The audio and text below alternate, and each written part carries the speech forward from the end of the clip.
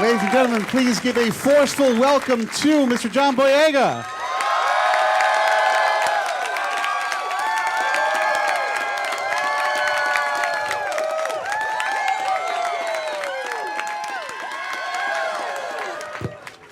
Hello. Wait, let me just upload this to Snapchat. Right. Loving these guys. They are great. There we go. I noticed there's one kid over here dressed like Kylo Ren. Oh, man. Boo. I'm so scared right now. And there's someone else over there dressed like Darth Vader. Where? I don't have the heart to tell him that he's not like in the movie. Dark Side Assembly or something? It's been a couple of busy few days for you. You were just in London, and before that, you were Australia. And do you know what day it is right now? No. I don't even know what year it is right now. It's just ridiculous. Well, as I am, of course, a very professional film critic when it comes to most movies, but when it comes to Star Wars and things like that, I just devolve into a drooling fanboy.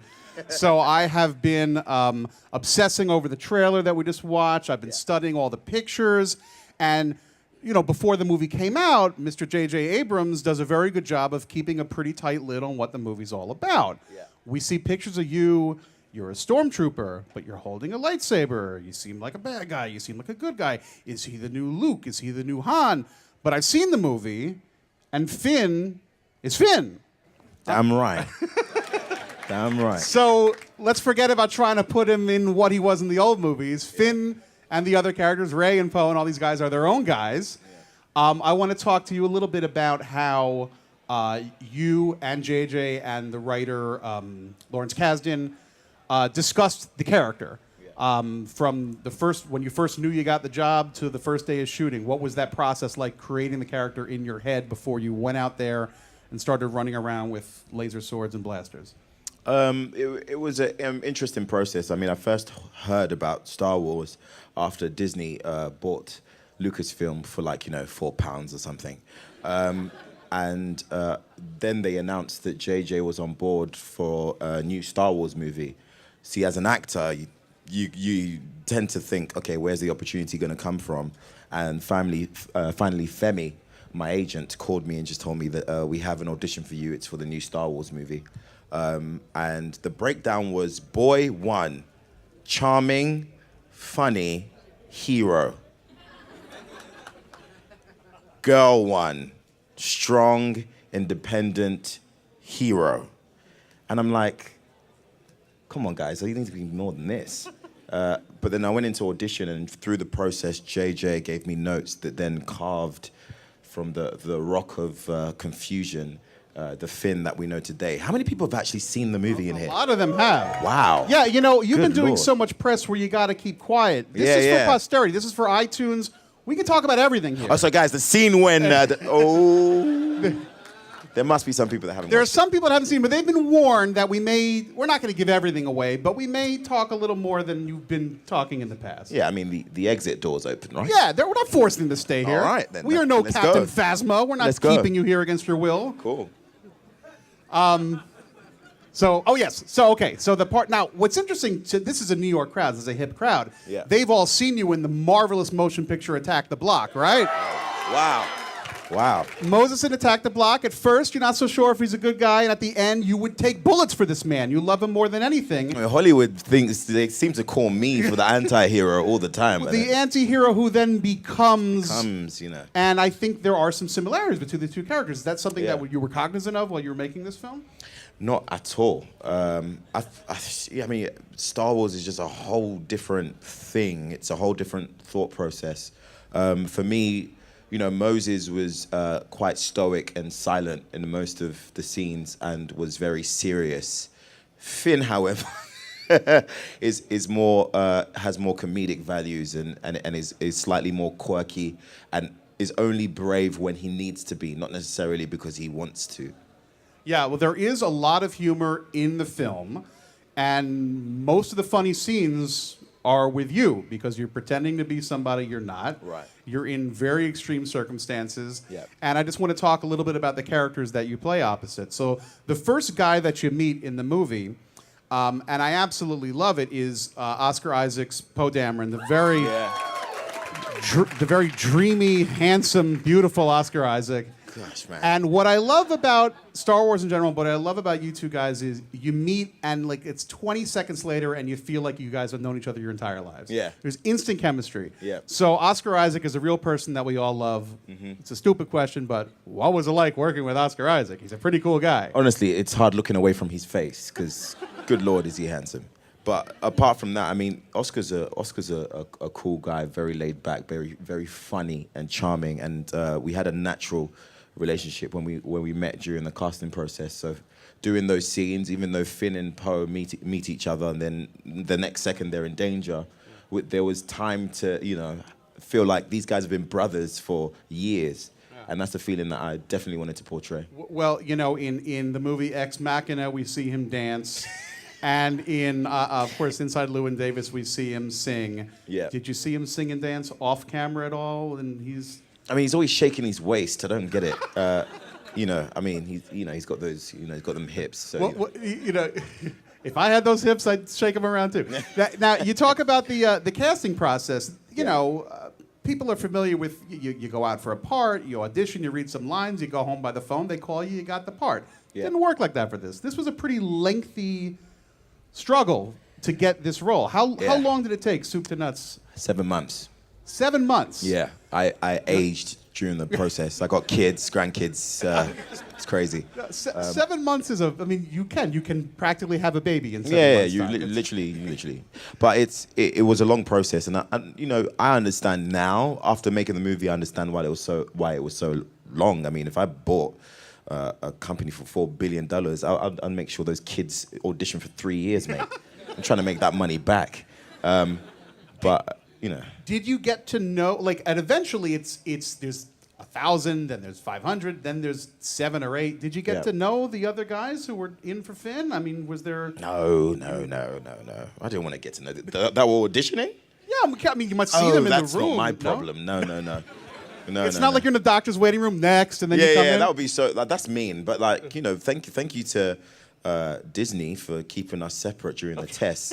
However, I put approximately 3 friends on tape for Finn, and I was behind the camera reading as Ray to them. Oh wow! Yeah, just to help them out, and during this process, you help your friends. But after my 3rd friend was going up for the part, I'm just here like, where's my opportunity? Where's my spot? But it ended up working out anyway. It worked out pretty well. Yeah. Well, you mentioned Ray, so this is the next character you meet Yeah. in the story. This is, of course, Daisy Ridley's character, Ray, the mysterious Ray. There are still... What's great about this movie is that when it's done, you can go on the internet and still ask questions about who some of these people are. Yeah. Daisy, like yourself, is from Great Britain, rural Britannia, a very young person like yourself. Whereas you had lots of film experience before her, she really had done very little work that we'd seen. This is kind of her first big deal. Sure. As the 2 young guys who are British on this major film, was there an instant bonding on that level alone? I mean, Yeah, definitely. I mean, it's so funny coming onto a project like this. People would expect it to feel Hollywood, and to me, I don't really mess with that Hollywood stuff. Just the feeling of it is just because I'm a Londoner.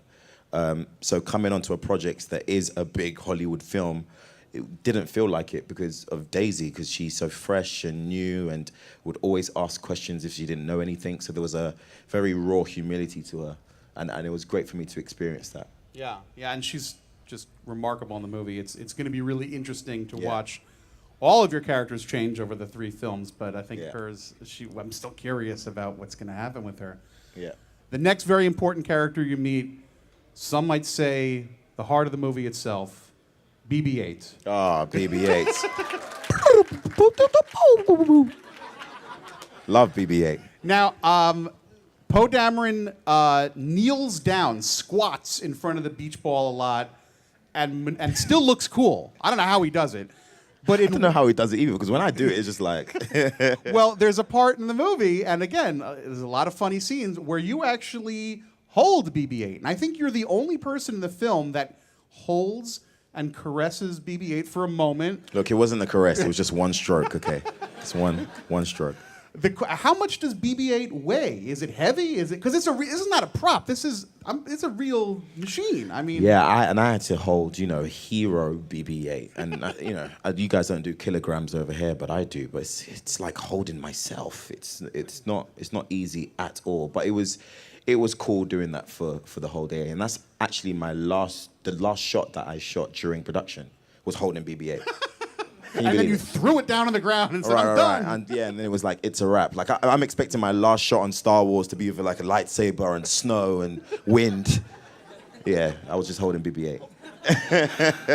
But everybody here is a fan, but for maybe people listening, watching later, it's not just a movie prop. It is a working, it's not alive, but there is machinists behind it, but it really does. This is the crazy thing about that. I know that BB-8 isn't alive, but there's something that happens to your mind when the droid continues to move in between takes.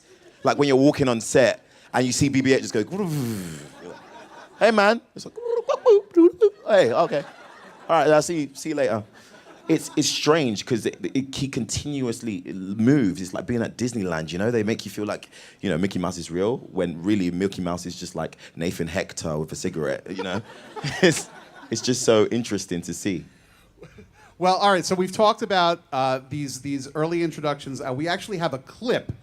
For those of you that have seen the movie are going to realize how great the clip is now in retrospect, and the people who haven't seen it aren't going to know why we're laughing. That's why we're better than they are. So what we're going to do is dim the lights, and we're going to show this very, very short clip. You have no idea what the next frame of that shot is. It's so cool. So one thing that you may notice, other than it looks great and BB-8's real and, oh my God, there's things exploding, is Finn does not speak with a British accent. No. Ray does. Yeah. She got to keep her British accent. She did. You were working with an American accent. Yeah. Who decided that? I think it was a number of people, actually. Predominantly JJ and myself. But I tried to do Finn in the British. It really doesn't work, I promise you. I sound sexy like this just because it's me, guys, honestly. It's just because it's me. As Finn, it just doesn't work. In terms of the pace, in terms of the tone, the energy, it wouldn't work. So we did it American, and that was how I felt. I felt comfortable doing it that way. So you did try it out the other way. It was a process. I did. We need a pilot. Yeah. Nah, bro. Nah, man. No. It was just more. There was an energy that the accent gave to him, especially to the comedy, that made it just more grounding as a character. Well, here's something that a lot of British people don't know, and all the Americans won't agree publicly, but privately they are. All Americans envy the British accent. Why? We all envy the British accent, and we wish. So whenever we hear British people speak an American accent, it's like, oh wow, I wish we could do the reverse. They get to do it this way. Yeah. So it's who did you listen to? Was it a vocal coach, or did you watch old movies, or just happen naturally? You're an actor, you know how to do these things. I don't mean to toot my own horn, people. I didn't have a vocal coach in it. But I've been a big fan of my favorite movies are American. So growing up, when you go to school and you talk to your friends about your favorite line, it will be in an American accent. So I have friends who are not actors at all, who can speak in an American accent perfectly. Wow. Just because it's always something that you've listened to growing up, and your favorite films are American, your favorite, movie heroes are American. So it just felt like a creatively a natural, good choice. That's really interesting. So continuing then with the story, you then meet two other very important characters. Yes. One of whom, who should we save the best for last? Well, let's go to my personal favorite next. Yeah. He's not a human. He happens to be a Wookiee, Chewbacca. Yeah. You meet Chewbacca, and you run around. Does his hair a Wookiee sound? You're running around shooting things and chasing and going, and well, you don't do it like that, but that's how I would do it. That's why. Yeah, we'll be in touch. How is that not playtime? How does that work? You look up and it's not like, they'll do that in post. There's a man dressed like Chewbacca, Peter Mayhew, not just any man, dressed like Chewbacca running around with you. Yeah. At what point do you just go, this is insanity? No, it was insanity. I mean, my last screen test for the role, JJ came up to me and JJ was just like, we really want you, you know, to book this part, but in order for us to do that, we need you to have a really good eye line. And he brought out Chewie. And I'm just like, you know what? Just roll the cameras because this is so emotional for me right now.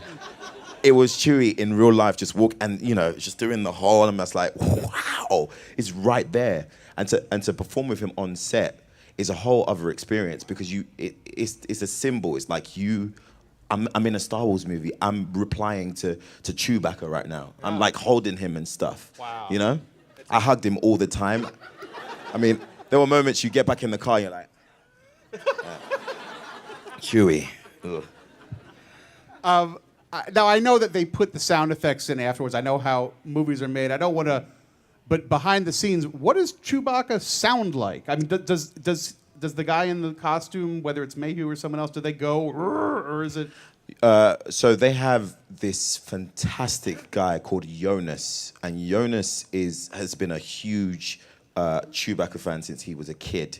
And Jonas just so happens to be built like Chewie, is the same height that Peter was back in the day, knows how to do the bow leg run, and knows how to do the voice too. Like, does it extremely well. So he would do it on set. Really? Yeah, wow, live. with the mask on and just would actually he would do it, like, seriously. Wow. It was crazy. I don't speak Wookiee, but Chewie gets some great lines in the movie. Yeah, really great lines. And he's feeling himself these days, isn't he? Like he thinks he knows. That's what I'm talking about. Chewie's just like, I've been there, done that, whatever. Well, with Chewbacca comes, of course, someone else, and we know who we're talking about, Han Solo. Harrison Ford, a legend in films and iconic. I mean, it's like Han Solo is up there. Like Charlie Chaplin's The Tramp, and somewhere on that shelf is Han Solo. I mean, it's up there. Yeah. So you and Daisy and Chewbacca are in many scenes in this film running around shooting blasters with Han Solo and Chewie. Yeah. Did he, you know, he's an elder statesman. You're, you know, a young man. Daisy, even more of a novice. Did he kind of give you a little bit, you know, some advice on how to do this type of movie, or? No. No, literally, no. Harrison's, well, first of all, I have to say this. Harrison's my best friend. Honestly, he is. He won't exactly say it like that, but he is. And it's pretty cool having an actor like Harrison who has been there and done that. To see him relive the excitement of coming back is just ridiculous. Like, Harrison was as passionate and was as enthusiastic as if this was his first movie. And so for me, it was really enjoyable working with someone who was still buzzing to just go on set and shoot. Wow. You know, it sounds like you're joking best friends, but I read that when you were in London a few days ago, this was probably something you wanted to keep private but got out in the news anyhow. You took him to, like, your where you grew up, the neighborhood you grew up, and your favorite restaurant as a kid. Yeah. Can you talk a little bit about that experience, or? Yeah, I mean, it was while we were filming, we were on the Falcon, as you do. And I was, like, by the chess set, just messing around, and he was just like, Boyega, I really want to go to a spot that's, you know, really want to go to a spot that's enjoyable. I'm sick of chicken breast and veg. So, you know a place? I was just like, yeah, man, you can come to where I grew up. So I was just like, you know, you're going to have to, like, ditch the security, though, because that would just be too much. You just go with me, we'll eat some food. And he's just like, okay, cool. And we went to just like 10 minutes from where we shot Attack the Block, actually. We just went to the area and we sat down and we just had Nigerian food, and he was ordering everything. Wow. And, you know, for people who are African Caribbean, you know, you get a bit of that's just like a sleep medicine after that. Harrison was slumped in the car back. He was just like, the food just got him, and he does well with the spices too. But people were starstruck. But the thing about Nigerians are, you know, Nigerians are kings regardless what the bank account is saying. So after a certain amount of time, they can, you know, we were able to just have a normal meal, which was fun. Wow. That is a cool story. That is a cool story. Well, let me consult my iPhone for a moment because I did jot down some questions. Honestly. I read on the internet that Daniel Craig was a stormtrooper one day. Yeah. Did you know that? No. I didn't get none of the cool people on my set. Simon Pegg was also. Yeah, Simon Pegg was there. He's your old buddy. But Simon Pegg was there, like, you know that cousin that just never leaves your house? That's what Simon Pegg was like on the Star Wars set. It's like, Simon, you're done filming, you can go, man. He's just like, no, I want to see Han Solo. Yeah. He was there all the time. Captain Phasma, played by Gwendolyn Christie. Yes. Yes. Yeah. Who never takes off her helmet in the movie. Yeah. She's your boss at first. Yeah, she is. And then you kind of tell her what time it is. Yeah. I'm in charge now. I'm in charge. How much? I'm sure you've had crappy jobs over the years. How much fun was it to tell your boss to go take a hike? I've never done that in real life, but what I did convey was the energy of all the stress I got from my previous bosses forced into that one scene. So I did, take the mick a few times. I mean, the shot that you see in the movie was actually one version of like 15 versions that we shot where I was just talking smack to this silver thing. So it's pretty cool working with Gwen. And isn't she like scary in that thing? And fierce. She's really cool. Yeah. I would imagine that, like, in between takes, she would take the helmet off, but still be wearing the. I'm really hoping photos of that. But you know what? I was just like, you know what? That's my girl from Game of Thrones with an upgraded suit. I was just like, yeah, that's hard to come back for season 6. Is Jon Snow dead? You shot the movie in England, as you mentioned. There were some shots I don't think you were involved in Ireland and Iceland. The production went there. Yeah, wasn't involved. But you went, all those scenes on the planet Jakku were in Abu Dhabi. Yeah. Can you tell me a little bit what it's like to fly to a very faraway place and make the biggest movie of the decade? I mean, let's just say, man, the flight is obviously fantastic. You have time to think about what you're about to get yourself into. I mean, I was going through notes and just really thinking to myself, okay, I'm going to do the first take as Finn in the desert of Jakku. I got to really bring it. And so for me, I was just fixed in concentration. But then when I got to set in the desert, JJ was just like, okay, all you have to do is walk for your first day. I was just like, what? Oh, no, where's my monologue? Where's my whole, save the day and that stuff? He was like, no, you're just walking. And I was walking for my first day in the desert, literally just walking. And Daisy was doing dialogue, stunt fights. My day finished at like 12:30. Her day finished at like 6 p.m. I'd come onto Daisy's set and just be there with like a tropical juice, be like, yeah, good work, love. Doing well. Love that stuff, love. Was it really hot out? I mean, it was really hot. And I had to obviously wear the Stormtrooper outfit in that heat, and that was excruciating. I mean, most of the behind-the-scenes shots you will see is just wet towels, ice buckets, and me just like, because it was so hot, but it helped for the scene. And as a Star Wars fan, we all know that Anthony Daniels did 6 movies in a similar type of suit. So I was just like, you know what? I'm not going to complain. I'm just going to do it. Awesome. Well, listen, the time has come. We are now going to ask a few questions from the audience, and these gentlemen with the red. Hi there. So how does it feel to finally be able to speak about Star Wars after all this time? It feels unnatural. Because for years we've been, JJ and Disney didn't have to force us as a cast to agree not to say anything. I think that for all those who've seen Star Wars spoiler-free, it's quite the experience, and it brings you back to the old days of filmmaking where you didn't necessarily, you couldn't tell the whole movie from one trailer.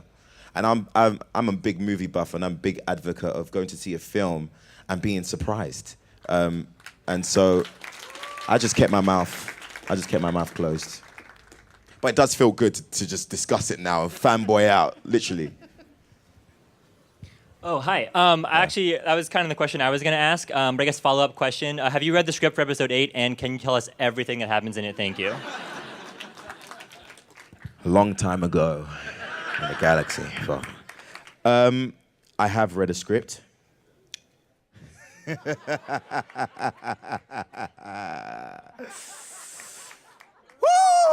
Woo! Yeah, man.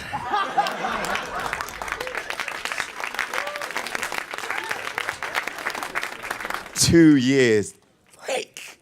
Another 2 years. Gosh, I'm gonna go crazy. Hi, I'm a film student currently, and I'd love to hear more about working with JJ and kind of like what you look for in directors. For me, I always like a director with a good balance. And what I mean by good balance is enough vision, number one, and then enough freedom for the actors to be able to do their jobs. So the style of acting that I choose to take for each role, I love to be the character. I love to become it, not in a method type of way, but in a scene. I like to watch a movie I'm in back and feel like I can't remember doing that stuff. Like watching Star Wars, half of the things Finn does in that film, I can't remember making the decision to do it, because it was there was instinct and there was freedom and there was the ability to be able to be creative. And JJ is a big advocate of that. I mean, we would start a scene with the dialogue and he would be like, all right, let's just do your version. And let's just do a version that you guys feel free with. And that's how Harrison works as well. And improv really makes way for magical moments. And when you have a director that has a good enough balance to understand the technical point of view for at least a good shot, color correction, visual effects, practical effects, but then he has artistic knowledge also for character arcs, dialogue, and fun. It's always good. So that's what I look for. Yeah, it's really the whole package. I mean, the movie really moves, and it's beautiful to look He's at. fantastic. Did he do the thing?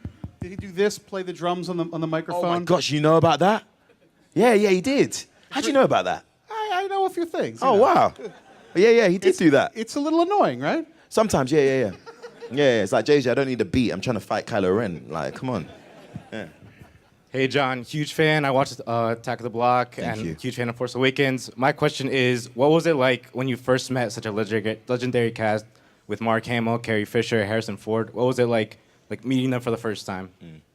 Oh, it was really cool. I met Harrison for the first time while in stunt training with Adam, and he just walked in and just, you know when celebrities do this thing, and I say celebrities because I'm not used to this whole celebrity thing with myself, so I don't call myself a celebrity. But Harrison was just like, hey, I'm Harrison Ford. Like, I know, bro. Like, what the hell? Like, I know you're Harrison. And he was really charming, and it was surreal to see him there because I'd read the script, but to see someone right in front of you ready to start filming was a whole different feeling. And I met Mark and Carrie Fisher at dinner, and there was a real magical moment where all three of them met each other in a corner of the table and just embraced each other. And I was just there like, Snapchat! It was such a good moment to see them bonding, and the way they were with me and Daisy, they really embraced us on this journey. We didn't feel like there was a big gap between the old generation and the new. We felt like this was an ensemble cast. And so they're fantastic. They're great. All right, so I'm cheesy. I just want to know, what was your favorite line to deliver from the film? Like, what did you love the most to say? I love, I don't want to spoil it for people, but I'll just do it. The chin act. I loved doing that because it was just a natural thing. Like, Harrison just kept on, I was just like, why are you always doing that, bro? Like, come on, stop. So it was a good thing for me to implement into that line. And we tried like 26 versions of that one moment, which I pray they obviously releasing behind the scenes. But that was a line that I've found most fun. Hey, John. Hey. So kind of like a two-part quick question. So now that you're in this iconic franchise where people legit, have weddings themed of Star Wars, like it kind of brings this like heavy responsibility. Like, did that ever come into your thought process during filming? And then secondly, I just got back from Disney, and you're like the star of the Star Tours ride, which is awesome. Yeah. And has there been a point yet where you're walking down the street and like see yourself on a Taco Bell cup and are like, this is insane? Like, what's the craziest place you've seen yourself? I remember when, and I'll give it to you guys, I tried to go on a date with a girl who knew nothing about me, which was fantastic. You know, you're trying to go fresh like Prince Hakeem, you know? Just trying to be like, you know what I mean? You're just trying to, I want her to love me for who I am, you know? And I pick her up, we're in a car, and I'm like, you know, talking to her and saying, you know, we're going to a nice dinner. And this was in New York, by the way. We get to Times Square, and she's like, what do you do?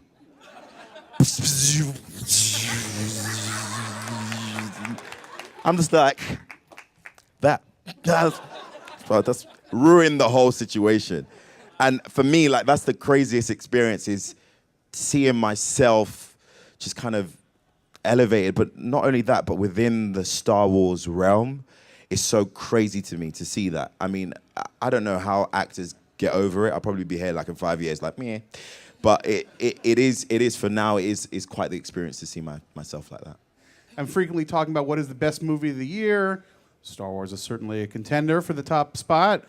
But I know for certain what the best short film of the year is. The best short film of the year is a video of you watching the trailer for the first time.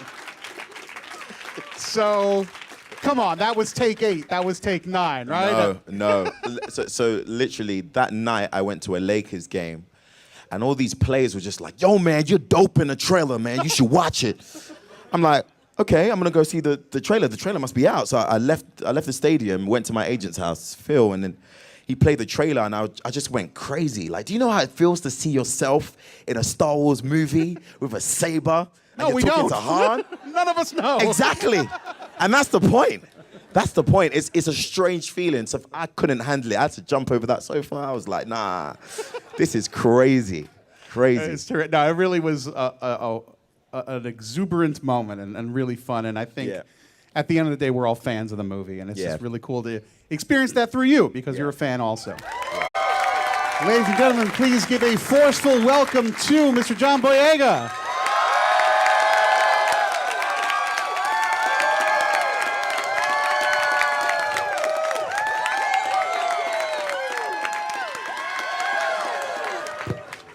Hello. Wait, let me just upload this to Snapchat.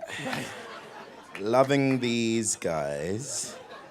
They are great. There we go. I noticed there's one kid over here dressed like Kylo Ren. Oh, man. Boo. I'm so scared right now. And there's someone else over there dressed like Darth Vader. Where? I don't have the heart to tell him that he's It's not like in the a movie. dark side assembly or something? It's been a couple of busy few days for you. You were just in London, and before that, you were Australia. And do you know what day it is right now? No. I don't even know what Euro. And I'm like, come on, guys. You need to be more than this.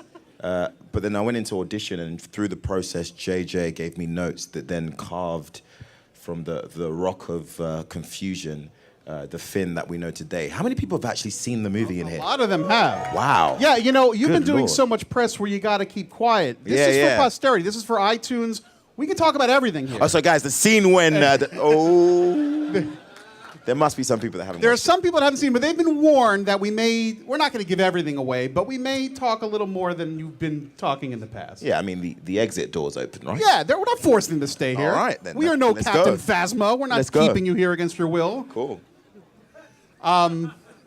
So the part now. What's interesting? This is a New York crowd. This is a hip crowd. Yeah. They've all seen you in the marvelous motion picture Attack the Block, right? Wow. Moses in Attack the Block. At first, you're not so sure if he's a good guy, and at the end, you would take bullets for this man. You love him more than anything. I mean, Hollywood thinks they seem to call me for the anti-hero all the time. but The anti-hero who then becomes, you know. And I think there are some similarities between the two characters. Is that something Yeah. that you were cognizant of while you were making this film? Not at all. I mean, Star Wars is just a whole different thing. It's a whole different thought process. For me, you know, Moses was quite stoic and silent in most of the scenes and was very serious. Finn, however, is more has more comedic values and is slightly more quirky and is only brave when he needs to be, not necessarily because he wants to. Yeah, well, there is a lot of humor in the film. and most of the funny scenes are with you because you're pretending to be somebody you're not. Right. Yeah, it is right now. It's just ridiculous. Well, as I am, of course, a very professional film critic when it comes to most movies, but when it comes to Star Wars and things like that, I just devolve into a drooling fanboy. So I have been obsessing over the trailer that we just watched. I've been studying all the pictures, and before the movie came out, Mr. J.J. Abrams does a very good job of keeping a pretty tight lid on what the movie's all about. Yeah. We see pictures of you. You're a stormtrooper, but you're holding a lightsaber. You seem like a bad guy. You seem like a good guy. Is he the new Luke? Is he the new Han? But I've seen the movie, and Finn is Finn. Damn right. Damn right. So let's forget about trying to put him in what he was in the old movies. Finn and the other characters, Rey and Poe and all these guys, are their own guys. I want to talk to you a little bit about how you and JJ and the writer Lawrence Kasdan discussed the character from the when you first knew you got the job to the first day of shooting. What was that process like, creating the character in your head before you went out there and started running around with laser swords and blasters? It was an interesting process. I mean, I first heard about Star Wars after Disney bought Lucasfilm for £4 or something. And then they announced that JJ was on board for a new Star Wars movie. See, as an actor, you tend to think, okay, where's the opportunity going to come from? And finally, Femi, my agent, called me and just told me that we have an audition for you. It's for the new Star Wars movie. And the breakdown was: boy 1, charming, funny, hero. Girl 1, strong, independent,